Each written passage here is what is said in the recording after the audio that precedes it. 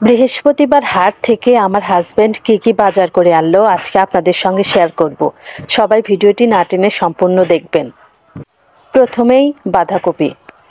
আগের হাট থেকে তিনি অনেকগুলো বেগুন এনেছিলেন, যা এখনও অবশিষ্ট রয়েছে, অনেকটা পচেও যাচ্ছে, তাই তিনি এই সপ্তাহে আর বেগুন নিয়ে আসেননি, বরং বাঁধাকপি নিয়ে এসেছে। তারপরে রয়েছে কাঁচামরিচ।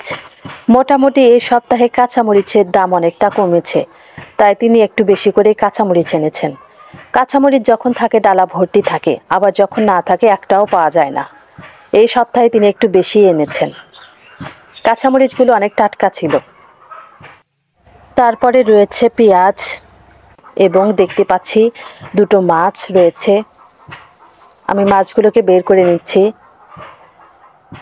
এখানে দুটো মাছ রয়েছে। আসলে মাছ দুটোর নাম কি আমি সঠিক জানি না।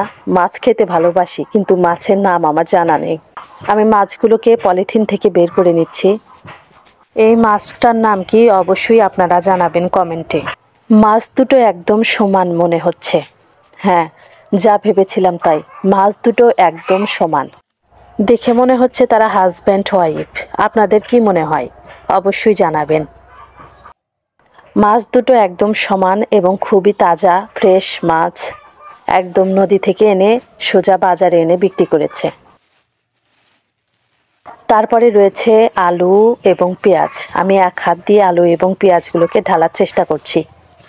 এখানে কিন্তু মাছ বাদে মোট 250 টাকার বাজার ছিল। বর্তমানে বাজার দর একটু কম, তাই এতগুলো সবজি পাওয়া গেছে মাত্র 250 টাকাতে। এখানে আলু ছিল, পেঁয়াজ ছিল, বাঁধাকপি ছিল এবং কাঁচামরিচ এবং 2টা মাছ। আলুগুলো একদম টাটকা ছিল, মনে হয় একদম ক্ষেত থেকে তুলে এনে বাজারে বিক্রি করেছে। কাঁচামরিচগুলো অনেক টাটকা। আগের সপ্তাহে গাজর এনেছিল, টমেটো এনেছিল, এখনও সেগুলোর কিছু অংশ আছে, এগুলোকে কাজে লাগাতে হবে। এদিকে বাঁধাকপি আমি কাঁচামরিচের ডালাতে রাখলাম। দেখুন, আগের সপ্তাহে আনা বেগুনগুলো অনেকটা পচে যাচ্ছে এবং ধনেপাতা অনেকটা পচে গেছে। আসলে অনেক বেশি এনেছিল তো, তাই নষ্ট হয়ে যাচ্ছে, আমরা খেয়ে শেষ করতে পারিনি। দুটো মাছ এনেছে।